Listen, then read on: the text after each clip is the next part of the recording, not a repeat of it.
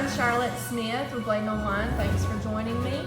I'm here with Al Lewis, the owner of headquarters of Barbershop in Elizabethtown. Thank you for joining me today. And how long have you been in business here? I've been here since it's 25 years, December 94. It'll be 25 years, so we're working on year 26. I've been cutting in Elizabethtown for 31, it'll be 31 years next month. Oh, really? Yes. So 31 years you've been in business. Have you ever had to shut down before because of government restrictions? No, this is the very first time I ever had to shut down. Very first time. Have you ever had anything, has there ever been like an illness or the flu season or anything like that that caused these type of precautions where we're having to wear face masks and things of that nature? No, this is the very first time I've ever experienced anything like this. It's different. I mean, nothing we can do. It's for our safety. It's really for our safety. So I can understand what they're saying, but at the same time, we're still hurting because we can't make any money. This is, out of 30 years of being in business, this is the first time that I had to wonder where or how I was going to feed my family. You know, so it's just different right now. I get calls every day, all day, want me to cut their hair. I just tell them I can't do anything. Government shut us down. This is $2,500 fine, and I can't afford a $2,500 fine. So it's $2,500 if you open up right now. Open up, or we can't cut at home or at another person's house or whatever. It's 25. It's like a close red light. Your wife, son, daughter, you know, grandma, granddad, stuff like that. You can cut like that, but you can't do any nieces, nephews, or friends or whatever. Did you apply for that payment plan that the government passed down in the CARE Act? Yeah, I did one loan and I'm working on another one, but I haven't heard anything back yet. So the money's already gone. So that's right. They paid all the big corporations the big money. So the little guys like me are gonna suffer. You know, so I'm just gonna try to do what I can do to stay afloat. Did you go through your local bank or did you apply on the Small Business Association's website? Small Business Association website. People that work in here, did they apply for unemployment protection? They tried, but we can't get through because the system isn't set up for self-employed people like barbers or beauticians to be approved. They're saying maybe the 25th of the month we can go on and get approved, but I've been trying to get through and other barbers have been trying to get through and nobody's been able to do anything. How are you making it? It's just frustrating. Just, you know, I had a few dollars saved up here and there and, you know, got friends. Right. But all I can do right now. Well, I talked with the North Carolina State Board of Cosmetology, and they said that as long as the governor doesn't extend the stay-at-home and our local government and our local health department doesn't extend the stay-at-home orders and allows the shops and salons to open back up, that you guys could open up as early as May 1st. How would you approach that situation? First, have to come in and clean everything, wipe everything down, you know, gloves, masks, and then I know it's going to be like, everybody's going to want a haircut. So I don't know, how would they say, if they're saying like 5 people in the shop, 10 people, or however many, that's what we're going to have to do. And we may have to do appointments to start with, just until everything gets back on track, but I'm not sure. But I'm going to be open. If he says we can open May 1st, I'll be open to serve everybody that's normally comes because they've been good to me and I've been here for 25 years. But I've been in Elizabethtown cut for 30 years and I got a long relationship with the community. Not only Elizabethtown, but I got clients, Carver's Creek, Kelly, Bladensboro, Tar Heel, Lisbon, surrounding areas. So I don't just concentrate on Elizabethtown, being this is where the shop is, but I got people coming in from everywhere just, you know, because they just like what we do here. Right. I want to try to get them back, you know, comfortable. You know, haircut, it makes people feel good, you know, whether people know or not. When they get a haircut, they're like, oh yeah, I'm back. So I just, and I enjoy doing what I do, and I enjoy seeing the people, and I miss the people. You know, I miss most of them, like I said, but you know, there's a few here and there, but for the most part, it's been good to me, and it's, like I said, this community has been good, and I just love what I do. And I'm glad, I'll be more than glad to get back in here and start seeing my clients again. Okay, so before we leave, why don't we tell your clients what they can do when the stay-at-home order is lifted and you can open up the shop again? Where can they find you? Most people can find me on Facebook, Albert Lewis, and I got a headquarters Barbers down on Facebook page. You can check on there for updates and everything. Or you can reach me at 910-876-0161 if you have any questions, or when we might open, or when we do open, how I'm going to handle the crowds or whatever. But we're going to try to accommodate everybody. I know it's going to be hard to start with, probably for the first couple of weeks, but hopefully we can control the crowd, get people in and out in a timely manner. But if not, kind of bear with us. But it's going to get hectic.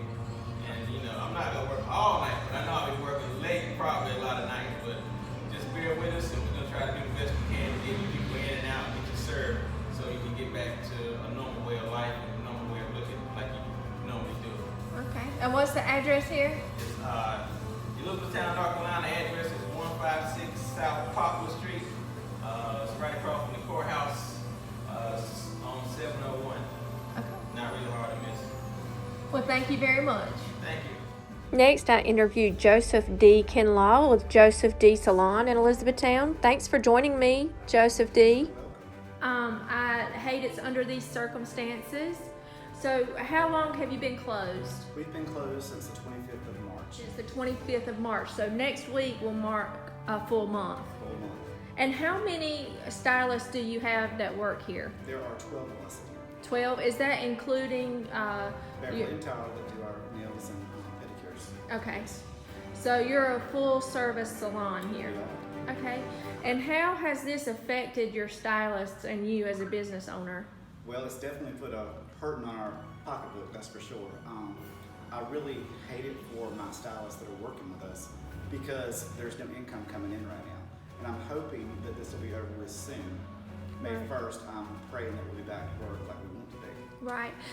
The state board, I contacted them this morning. They said that it's really not up to them, that it's up to the governor and then also our local government, like our commissioners and our health director or health department, to be able to open up after the stay at home and when we will open up. Guys, are you able to get unemployment? No, we are not able to get unemployment yet at this time. I'm hoping, they're saying maybe by the end of this month, that we should be able to apply for it, and once we can, we should be back paid for all the days that we have missed from work. But it's not helping us right now. Right. We need it right now. Right. And so you have lost income because you have products that you sell as well, and you collect rent from your stylist. Yes. Were you able to receive any of the PPP loans or grants that they're offering? We've applied for several grants, several of them. Nothing's happened yet. Nothing. So you're just on hold. We're just on hold.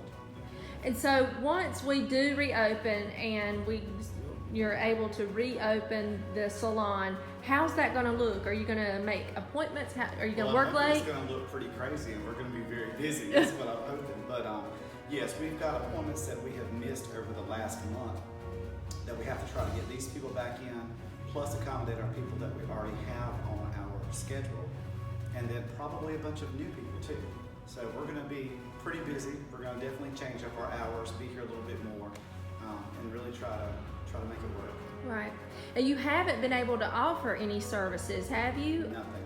Under this order that the governor did, you can't do home visits. No, if we do any home visits or if we get caught doing any hair, it's a $2,500 fine per stylist. If we get caught in the salon doing hair, it's a $10,000 fine on the salon, plus the salon can lose their license. So that's why we've been totally closed and not doing anything. So whenever you are reopened, how should people contact you? Definitely give us a call by phone. 862-8233. Zach's going to be here. He's going to be working on front desk. He's going to try to call people. He's going to try to get all these appointments made for us and keep us on track once we do get started again. Right, and I know that you're downtown Elizabethtown, but what's the exact address? 130. 130 West Broad Street. Yes. All right, well, thank you very much for your time. I Thank you, appreciate Charlotte. it. I appreciate it. Next, I sat down with Mr. Ray Britt, Bladen County Board of Commissioners Chairperson. He's also a small business owner of a local furniture and jewelry store, Ray's Inc. in Elizabethtown. So what is your take on the salons and barbershops opening up on May 1st?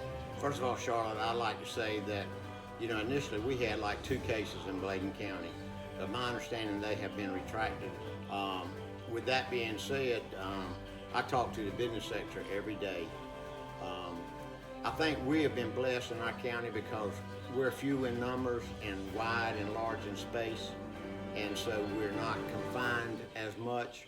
And I contribute that also to the way our people have actually done during this pandemic. They're to be commended.